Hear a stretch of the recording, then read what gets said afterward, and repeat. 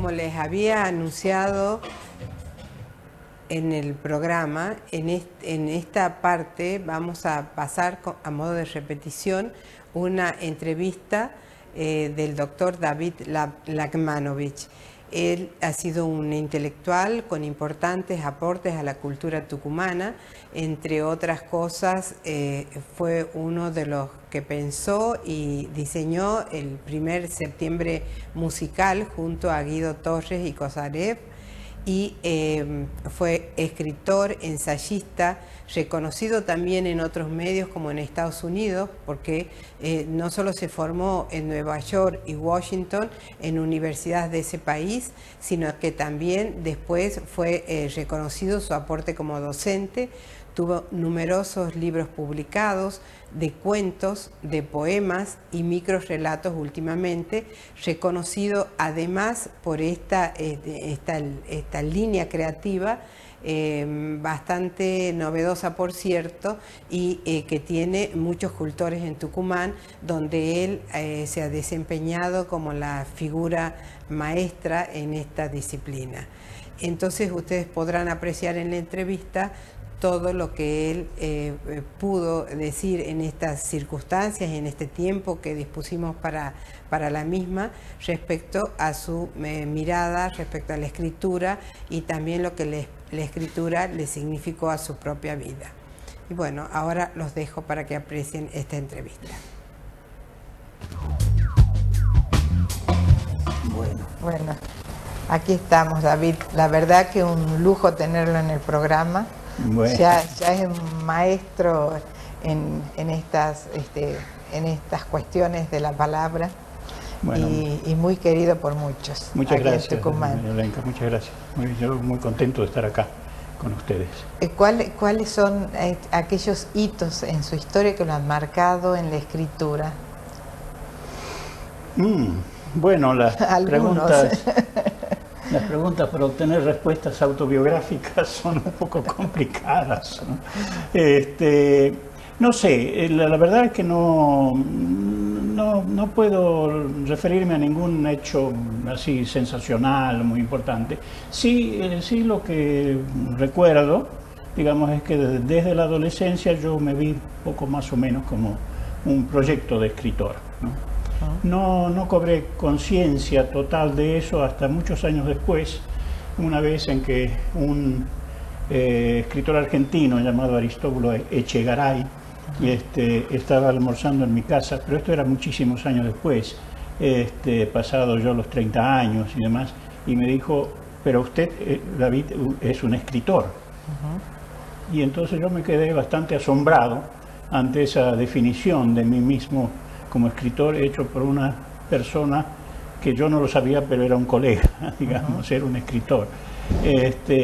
Y quizás a partir de ese momento, pasados los 30 años, ya, digamos, me centré más en la tarea de la escritura. Antes había estado muy disperso en otras actividades, la música, la crítica musical, en el diario local, el trabajo periodístico, la preparación para escribir, para enseñar, ¿no es cierto?, la facultad, que me llevó muchísimos años, porque yo era muy vago para recibirme. En fin, toda una serie de problemas y actividades que no me dejaban centrarme demasiado en eso, ¿no? A partir de ahí ya la cosa fue, digamos, más fácil, compartida con otras actividades siempre, por supuesto, porque prácticamente no hay un escritor profesional en la Argentina que solamente se dedique a escribir. Bueno, hay algunos, ¿no es cierto?, pero no es un porcentaje ni siquiera computable de la que escribe, ¿no es cierto? Siempre compartido con otras actividades, pero siempre permanente, digamos, allí, ¿no es cierto?, como algo que estaba esperando concretarse en un artículo, en un poema publicado, en un cuento escrito, en un libro, ¿no es cierto?, y así sucesivamente, ¿no? ¿Cree que siempre es necesario la mirada del otro y la autorización del otro, como en este caso este escritor que le dice David es escritor, sí, para dar ese inicio ese inicio en esta marca de identidad, diría, bueno, de pronto decir, sí, yo soy, puedo ser, continúo en esta línea. Sí, exacto, sí, sí, por eso es que yo recuerdo mucho ese incidente. Que podría no haber ocurrido. Este señor estaba almorzando en mi casa, porque yo lo había invitado a almorzar, estaba de paso en Tucumán, ¿no es cierto? Y llegó a esa definición mucho antes que yo mismo, o tal vez yo ya había llegado a esa definición, pero en una forma como larvada, como secreta, digamos, como no importante en última instancia, ¿no? ¿Por qué se da esto que en general no existe el escritor profesional en la Argentina? Digo yo en la Argentina, me parece que es más frecuente aquí esa situación. Sí, en Argentina y en toda América Latina, por lo menos, ¿no es cierto? Y seguramente que en otros países del mundo que no conozco, de los que no tengo noticia. Bueno, eso ya es una cuestión bastante compleja, pero no es solamente sociológica, sino sociológica y económica, y de organización de las empresas y demás, ¿no es cierto?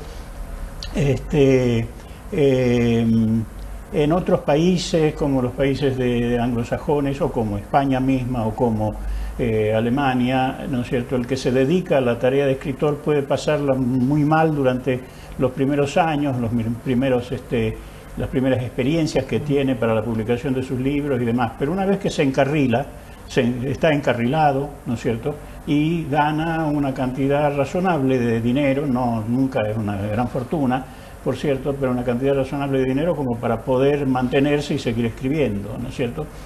Aquí ya teníamos una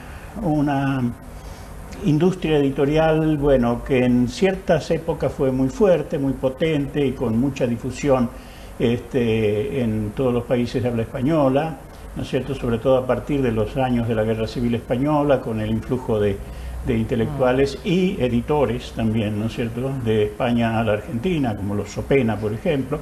Pero después hubo una especie de decadencia de eso, las grandes empresas encontraron otros caminos y otras ubicaciones, ¿no es cierto?, y entonces ahora sigue siendo ilusorio decir, bueno, voy a escribir un libro, voy a escribir una novela y lo voy a proponer a tal y tal editoriales, ¿no es cierto? Entonces, bueno, cuando no hay una publicación comercial de los libros de un escritor, pues no hay manera de subsistir, ¿no es cierto?, solamente como escritor. De ahí que todos hemos tenido y tenemos otro tipo de ingresos, ¿no es cierto?, que no son necesariamente de la escritura, al revés, inclusive ocurre que tenemos que financiar la publicación de nuestros propios libros, no solamente nos recibimos, royalties, como se suele llamar, de la publicación, derechos de autor, sino que nosotros tenemos que ocuparnos de la publicación de nuestros propios libros. Es decir, en realidad hay dos caminos nada más, por lo menos para un escritor como yo, o una publicación institucional, ¿no es cierto?, puede ser, por ejemplo, de aquí mismo, de la Universidad Nacional de Tucumán, o de otra institución del medio, o de otro medio también. Yo tengo libros publicados, por ejemplo, en Alemania o en Italia, ¿verdad?, o en Estados Unidos, que están publicados institucionalmente, ¿no es cierto?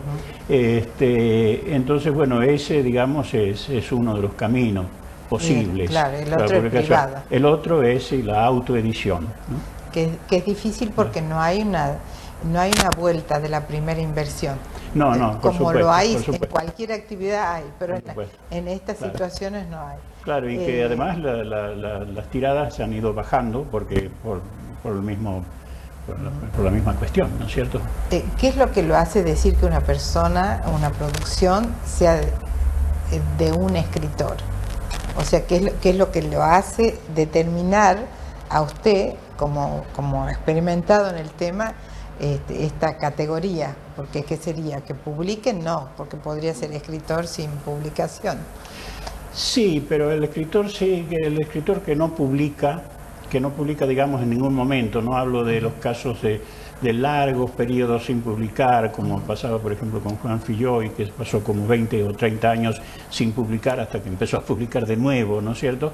Sin hablar de casos así, el escritor que no publica, a mi modo de ver, no es totalmente un escritor, porque el ciclo de la escritura no termina cuando uno pone el último punto sobre un manuscrito o tecleando en la computadora, como se hace ahora, más que escribir a mano. No termina ahí, ni siquiera termina cuando la producción está publicada. Termina cuando eso llega a un lector, a uno o más, claro, a un cierto número de lectores, pero con que sea uno ya está empezando a cumplirse el ciclo. Cuando la producción de uno llega al otro, porque si no, ¿para qué escribir? No puede ser, la escritura no puede ser un ejercicio en solipsismo.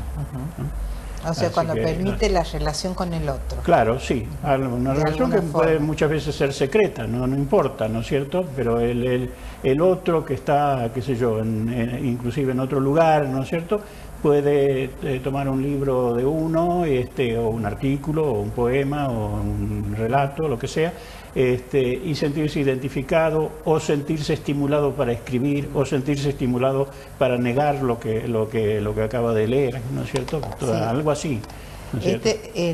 Usted hace todo un recorrido y además hace un libro con esto, respecto a los días y las letras, o sea, su propio recorrido, que hasta podría interpretarse o leerse como una autobiografía dirigida a un determinado aspecto particular. Sí. Y que es justamente aquello que hace a una marca de identidad especial o fuerte en usted. Claro. Por un lado me llamó la atención, porque uno podría decir, sin leerlo, que es como leer un currículum. Claro. Y sin embargo no lo es cuando uno lo lee, porque está la impronta subjetiva, donde hace apreciaciones de los momentos que lo escribe, la relación con personas, lo cual me pareció muy interesante y novedoso. Sí, bueno, sí, yo he querido en ese caso, en esa bibliografía personal, ¿no es cierto?, he querido dar, en fin, en forma muy breve, pero significativa, algunos indicios sobre el contexto, digamos así, es decir, contextualizar lo que estaba haciendo. Por eso digo, bueno, que esto me lo sugirió mi relación con fulano, esto me lo pidió sutano, ¿no es cierto?, etcétera. Es decir, ese tipo de relación entre lo que queda en la página y lo que no queda en la página, sino que es la vida personal de uno con sus vinculaciones, con sus amistades, ¿no es cierto?, en fin, con todas las circunstancias que rodean a una vida personal, ¿no? Ahora, todo el material está disponible en algún lugar si alguien lo quiere consultar. Bueno, sí y no. Sí, en lo que se refiere a los libros, ¿no?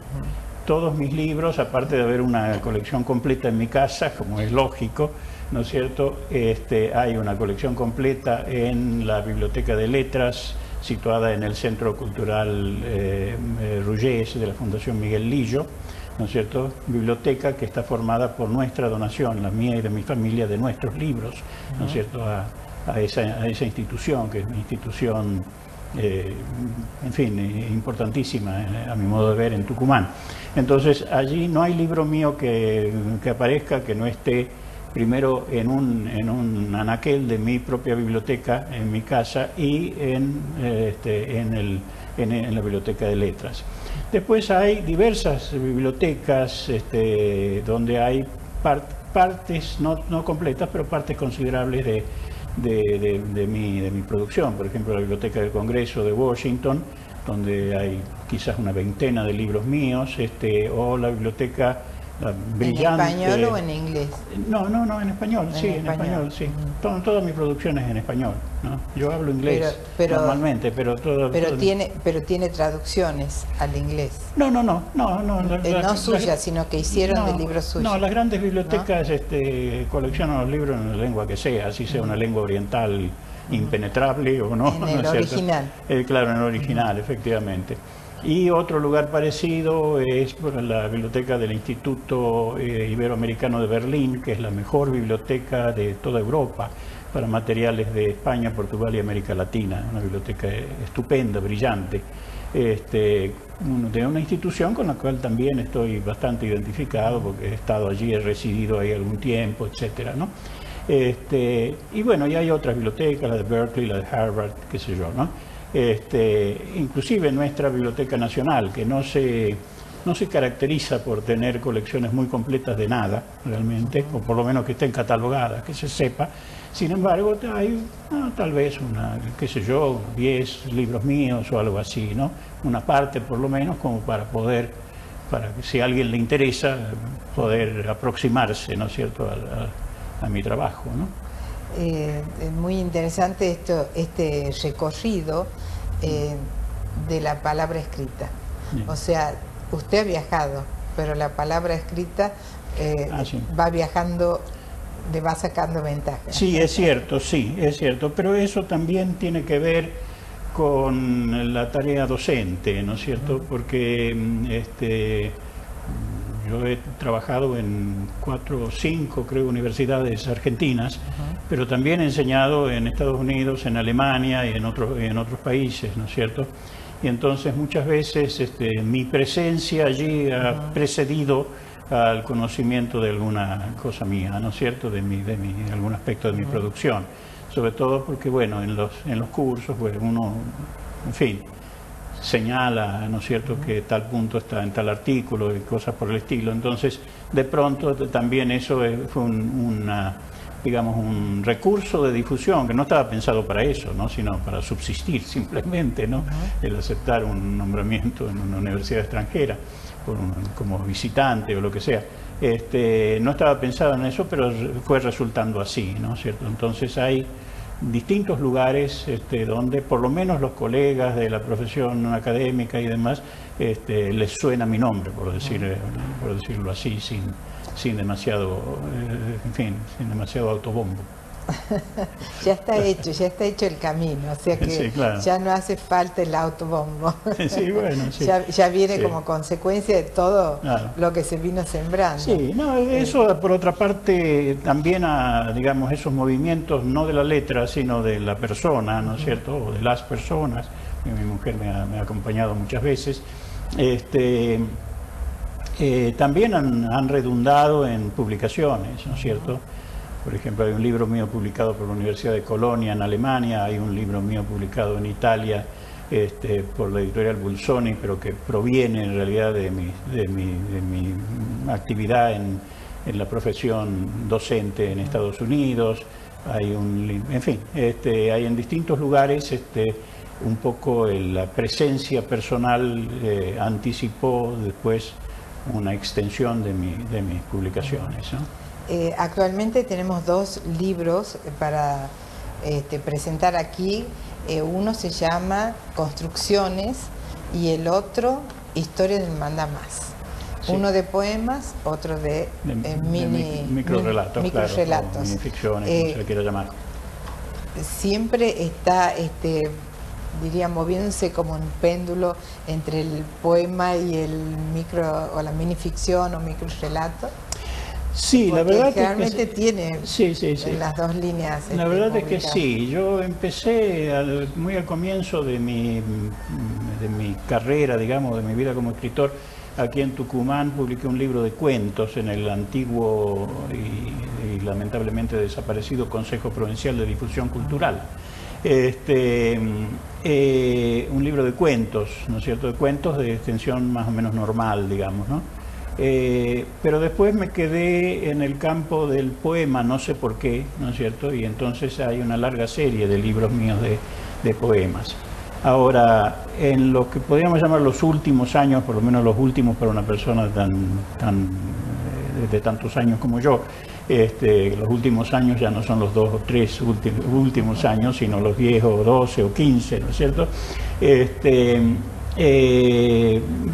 Mi interés por la forma del microrrelato primero me llevó a escribir artículos y libros y participar en congresos y qué sé yo, desde un punto de vista, digamos, académico, ¿no es cierto?, o profesional o técnico, como se le quiera llamar. Pero según yo iba avanzando en eso, me empezó a surgir el deseo de volver a la narrativa y volver entrando en la narrativa no por la puerta del cuento, sino por la puerta del microrrelato. De ahí que ese librito es el sexto mío de microrrelatos, mientras que este libro de poemas, no sé exactamente, pero debe ser más o menos el número 15 o algo así. Yo señalé uno que me gustó mucho y muy breve de poemas. Me gustaría que lo lea. Puede leer el que usted quiera también. Pero sí, con mucho gusto. Ausencia. La sábana nívea es menos blanca que la página en blanco. Menos mortífera es la nieve. La ausencia de escritura es la verdadera cara del dolor. Bueno, él lo es pinta como una confesión personal, en realidad, ¿no es cierto? Se ha hablado mucho de la situación del escritor frente a la página en blanco, ¿no? Yo la verdad que mucho no la siento, pero claro, no me siento tampoco en la obligación de escribir todos los días, ¿no es cierto? Ni mucho menos escribir todos los días tal cantidad de palabras o de páginas como es el caso de otros, ¿no es cierto? Tal vez porque siempre, a lo largo de mi vida, siempre he usado, de hecho, el tiempo que quedaba para escribir, no como jornadas de trabajo íntegro, ¿no? Entonces el tema de la página en blanco, que viene de los románticos del siglo XIX, ¿no es cierto?, el pavor frente a la página en blanco y qué sé yo, no lo siento mucho, ¿no es cierto? Pero sin embargo habla de dolor frente a la no escritura. Sí, si se quedara la página en blanco, si efectivamente, claro. Sí. O sea, por otro lado también podríamos interpretar como un deseo fuerte de escribir. Sí, claro. Cuando esto no se puede materializar, aparece el dolor. Claro. ¿Qué siente más importante? ¿El aspecto poético o el contenido de lo que dice? ¿Es poético, estético? ¿Usted dice en los poemas? ¿En los poemas o en todo? Podríamos generalizar también la pregunta, ¿no? Sí. A las otras formas. Bueno, yo creo que curiosamente, digamos, porque nadie me lo enseñó, siempre me preocupó la claridad en la expresión y una cierta aura, digamos así, de belleza, ¿no es cierto? En la medida que uno puede, ¿no es cierto? Otro podrá ser mucho mejor que uno, naturalmente, pero en la medida de lo posible, ¿no es cierto?, que la escritura fuera atractiva. Y eso creo que se nota en mi producción académica, ¿no es cierto?, en mis artículos, que son muchos, publicados en revistas especializadas, que son unos 140, si no recuerdo mal, o un poco más, y en mis libros digamos así, de tipo académico, ¿no es cierto?, como por ejemplo Códigos y Rupturas, que es el libro que apareció en Italia, o el microrrelato Teoría e Historia, que apareció en España, o la narrativa policial argentina, que es el que apareció en Alemania. Creo, y así me lo han hecho notar algunas personas que me escucharon en público, que mi presentación de los temas académicos y demás, y inclusive mi discusión de los temas académicos, es razonablemente atractiva, ¿no es cierto? Entonces, yo creo que la cuestión de que en cuanto a la escritura, digamos, artística, no hay, a mi modo de ver, una oposición verdadera entre el contenido y la forma, como se decía antes, o entre la forma de la expresión y la forma del contenido y cosas por el estilo. Yo creo que si uno escribe, uno trata de escribir lo mejor posible. Sé que eso no se aplica para ciertos sectores de los jóvenes escritores de hoy, al menos en Tucumán, que cultivan una especie de tremendismo, ¿no es cierto?, donde parece que las malas palabras son mucho más importantes que la narración de lo acontecido o que la descripción de una sensación poética. Pero bueno, tal vez ellos vayan aprendiendo poco a poco, ¿no es cierto?, que en realidad no hay una expresión literaria ni siquiera especializada como la de un artículo sobre un tema literario, por ejemplo. No hay una expresión literaria, digamos, que vaya a perdurar, ¿no es cierto?, si no tiene también un cierto aire, digamos, ¿no es cierto?, un cierto aire estético, ¿no es cierto?, una cierta Porque en realidad, ¿qué es eso? ¿Qué es decir que está bien escrito algo? Es decir que le va a llegar mejor a usted o a quien sea que lo lea, ¿no es cierto? Eso es lo que quiere decir estar bien escrito. Lo que está mal escrito no les llega a todos de la misma manera que lo que está bien escrito. Por eso la definición lingüística de literatura, dada por un gran lingüista norteamericano que era Hockett, ¿qué es literatura? ¿Sí? Bueno, literatura es unos textos cuyos lectores no quieren que se cambie en lo más mínimo. Claro, eso es literatura. Es arte. Claro, uno quiere seguir leyendo, que en un lugar de la Mancha, de cuyo nombre no quiero acordarme, uno quiere seguir leyendo eso, no quiere que le cambien ni una palabra, ni una coma, ¿no es cierto? Uno quiere seguir leyendo que muchos años después, frente al pelotón de fusilamiento, el coronel Aureliano Buendía recordó aquella tarde lejana en que su padre lo llevó a conocer el hielo. No quiere... Lo felicito por la memoria. No, bueno, pero es muy fácil acordarse de esas cosas.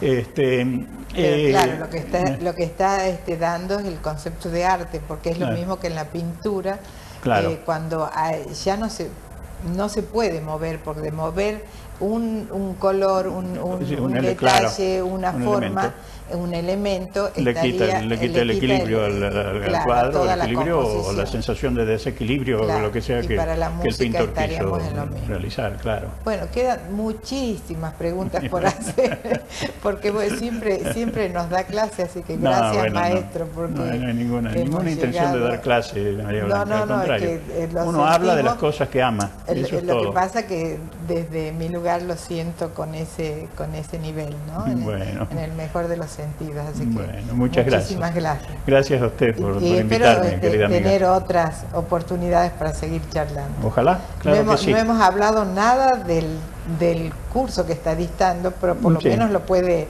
enunciar. Sí, bueno, es un curso que terminará mañana, porque es una cosa muy breve, que me pidió la Facultad de Filosofía y Letras, que se realiza en el Centro Birla los viernes de este mes, y entonces mañana es el último viernes de este mes, y cuyo título para mí es Evolución de la poesía lírica en el noroeste argentino, ¿no? Y de eso se trata. Con una nutrida concurrencia según comentarios. Sí, por cierto, sí, mucha gente, sí, efectivamente, y gente joven de la facultad y demás, cosa que me alegra mucho. Bueno, muchísimas gracias. Bueno, gracias a usted, María Blanca.